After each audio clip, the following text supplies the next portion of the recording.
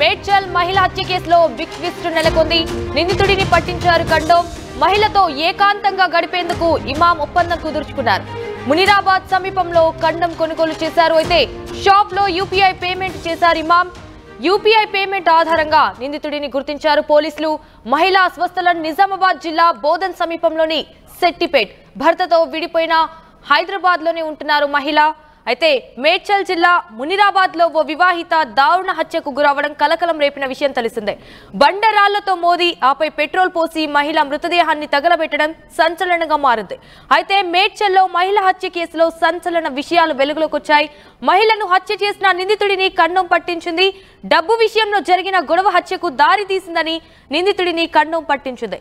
నిజామాబాద్ జిల్లా బోధన్ సమీపంలోని సెట్టిపేట్ కు చెందిన 45 ఏళ్ల మహిళ భర్తతో విభేదాలతో హైదరాబాద్ నగరానికి వచ్చింది. కుషాయిగూడలో ఉంటూ కూలీ పనులు చేస్తూ జీవనం సాగిస్తుంది. అయితే మహిళ ఈ నెల 24న పని కోసం మేడ్చల్ బస్ స్టాప్ దగ్గరకు వచ్చింది. షామీర్పేట్ మజీద్పూర్ లో ఉండే షేక్ ఇమాం ఆమెతో మాటలు కలిపాడు. ఈ సమయంలోనే ఏకాంతంగా గడిపేందుకు రావాలని, అలా వస్తే 500 ఇస్తానంటూ మహిళను ఒప్పించాడు. ఆ తర్వాత ఇమాం సదరు మహిళ ఇద్దరు కలిసి మునిరాబాద్ లోని ఔటర్ రింగ్ రోడ్డుకు సమీపంలోని నిర్మానుష్య ప్రాంతానికి వెళ్లారు. అక్కడ వెళ్లిన తర్వాత మహిళ ఎక్కువ డబ్బులు అడగడంతో ఇమాం ఆగ్రహంతో ఆమెతో గొడవపడ్డాడు. ఆ తర్వాత ఆమె గొంతు నులిమి రాయితో కొట్టి మహిళను చంపేశాడు. అనంతరం ఆమె మృతదేహంపై పెట్రోల్ పోసి నిప్పంటించి పారిపోయాడు.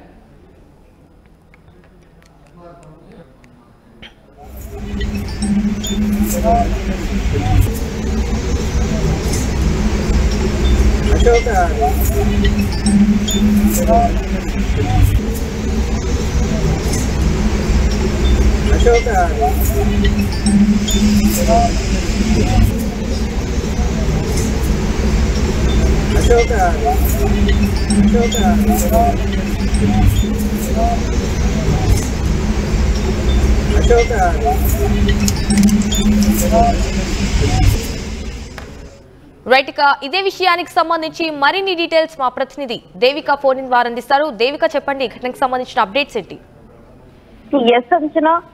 మునిరాబాద్ గ్రామ సమీపంలోని outer ring road bypass under bridge కింద ఒక గుర్తు తెలియని మృతదేహం కనిపించిందంటూ కూడా పోలీసులకి ఇన్ఫర్మేషన్ అందడంతో పోలీసులు అక్కడికి చేరుకోవడం జరిగింది. అక్కడికి చేరుకున్న కొద్ది రోజులకే, అంటే మరొక దిశ కేసు మళ్ళీ ఇప్పుడు వచ్చింది అంటూ కూడా అందరూ అనుకోవడం జరిగింది. కానీ దానికి సంబంధించి ఆ మృతదేహానికి సంబంధించి గుర్తు తెలియని మృతదేహానికి సంబంధించి పోలీసులకి ఎక్కువ సమయం పట్టలేదని చెప్పొచ్చు. ఎందుకంటే దానికి కారణం కూడా చేతి మీద ఏవైతే టాటూస్ ఉన్నాయో ఆ టాటూస్ ఆధారంగా అదే విధంగా పోస్ట్ మార్టం రిపోర్ట్ కి సంబంధించి ఇవన్నీ కూడా పోలీసులకి చాలా వేగవంతమైందని చెప్పొచ్చు.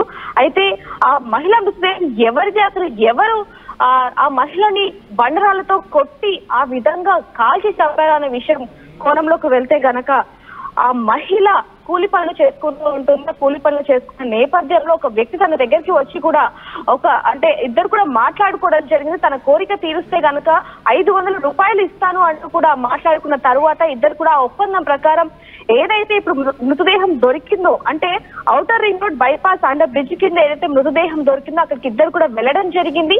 అక్కడికి వెళ్ళిన తరువాత మహిళ ముందుగానే డబ్బులు ఇవ్వాలి, ఆ తర్వాతనే మిగతాది అంటే ఏదైతే వీళ్ళు ఒప్పందం చేస్తున్నారో అది జరగాలి అంటూ కూడా తను మాట్లాడుకోవడం జరిగింది. కానీ ఎవరైతే ఆ వ్యక్తి ఉన్నారో ఆ వ్యక్తి మాత్రం లేదు, డబ్బులు తర్వాత ఇస్తాను అంటూ చెప్పినప్పటికీ కూడా మహిళ మాత్రం లేదు, నాకు డబ్బులు కావాలి, ఒకవేళ కనుక పని అయిపోయిన తర్వాత కనుక ఇస్తే ఎక్కువ డబ్బులు ఇవ్వాలి అంటూ కూడా తను డిమాండ్ చేయడం జరిగింది. అందులో ఎవరైతే షేకిం అనే వ్యక్తి ఉన్నారో అతను తాగి మద్యం సేవించి ఉండటంతో ఇద్దరి మధ్య కూడా వివాదం కాస్త ఒకసారిగా కొట్టడం జరిగింది. ఆ మహిళ మీద కొట్టడంతో ఆ మహిళ ఒకసారిగా స్పృహ తప్పి పడిపోయిన తర్వాత గొంతు నులిమి ఎవరికి అనుమానం రాకుండా ముఖం గుర్తుపట్టకుండా ఉండటానికి బండరాయిని తీసుకొచ్చి అదే పనిగా ఒకసారిగా తల మీద మోపడం జరిగింది. మోపిన తర్వాత తనతో తెచ్చుకున్న లైటర్ ఏదైతే ఉందో ఆ లైటర్ తో మహిళ మృతదేహాన్ని మొత్తం కూడా కాల్చడం జరిగింది.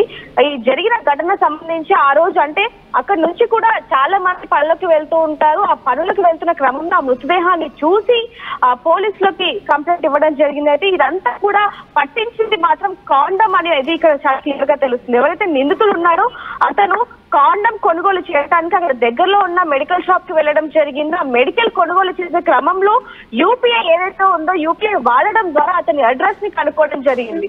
దీనికి సంబంధించి కూడా పోలీసులు అన్ని వివరాలు చెప్పే ఎస్ దేవిక, ఆ మహిళ డబ్బులు అడగడం వల్లే అంటే ఇమాం ఆమెపై పెట్రోల్ పోసి నిప్పంటించి పారిపోయాడు అన్నట్టుగా తెలుస్తోంది. సో ఆమె ఎందుకు డబ్బులు అడిగింది, అసలు ఎందుకు నిప్పంటించాడు ఆమెని, అసలు దీనికి సంబంధించిన అప్డేట్స్ ఏమున్నాయి? ఎస్ అంజన, ఈ కోణంలో పోలీసులను అడిగినప్పుడు పోలీసులు చెప్తున్నది ఏంటంటే ఈ మహిళ ఎవరైతే ఉందో ఆ మహిళ కూలి పనులు చేసుకుంటూ అంటే ఒక బస్ స్టాప్ లో ఉన్న క్రమంలో ఒకసారిగా ఒక వ్యక్తి తన దగ్గరికి వెళ్ళి నాతో వస్తావా, ఇంత అమౌంట్ అనేది ఇస్తారు అంటూ కూడా వాళ్ళిద్దరి మధ్య కొంచెం సంభాషణ అనేది జరగడం జరిగింది. అంటే గతంలో కూడా ఆ మహిళ కొంచెం వ్యభిచారం చేస్తూ ఉండేదంటూ కూడా ఆ కోణంలో కూడా పోలీసులు దర్యాప్తు చేపడతారని చెప్పొచ్చు. ఆ కోణంలోనే ఈ మహిళ అడిగినంత డబ్బులు ఇవ్వలేదు, అందులో డబ్బులు ఇచ్చాకనే వీళ్ళిద్దరు ఏదైతే సంభాషణ జరిగిందో ఆ సంభాషణకి సంబంధించిన కార్యక్రమం జరిపించాలి అంటూ కూడా ఆ వ్యక్తి అనటంతో డబ్బులు ముందుగా చెల్లించకపోవడం, అదే విధంగా ఒకవేళ పని అయిపోయిన తర్వాత డబ్బులు ఇస్తే కనుక ఎక్కువ డబ్బులు ఇవ్వాలి అంటూ కూడా వీళ్ళిద్దరి మధ్య జరిగే సంభాషణలో అదే విధంగా ఆ వ్యక్తి మద్యం సేవించి ఉండడం వల్లనే ఇదంతా కూడా ఇంత దారుణ హత్య జరిగిందంటూ కూడా పోలీసులు చెప్పడం జరుగుతుంది. దీనికి సంబంధించి కూడా ముఖ్యంగా కాండం ఈ కేసుని ఛేదించడం అనేది కూడా పెద్ద ట్విస్ట్ అనే చెప్పాలి. ఎందుకంటే కాండం ద్వారా ఎవరైతే హత్య చేశారో అతన్ని పోలీసులు పట్టుకోవడానికి ఆ యూపీఐ ఏదైతే ఉందో ఆ యూపీఐ ద్వారా అడ్రస్ ని కనుక్కోవడం పోలీసులకి చాలా ఈజీ అయిందని చెప్పొచ్చు Sanjana. Right, Devika, thank you for the update. At KLH, you have the freedom to choose the subjects that fuel the engineer in you. KLH deemed to be university.